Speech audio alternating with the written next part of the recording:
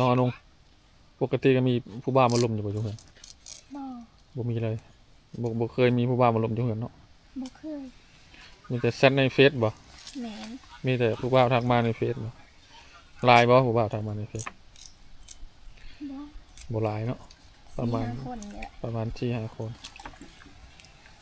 ยังบ่ได้มีแฟนจริงจังติยังบ่ได้มีติมีแต่แชทลิ้นซื่อๆบ่ในเฟซ แชทลิ้นพ่อบ่เหงา โอ้ปาโทผู้บ่าวฟังนี่ยันอ่อนหอดกระดูก แชทลิ้นโหเงา ไอ้บ่าวได้ยินนี่อ่อนหอดกระดูก เราจะจริงจังกับค่อย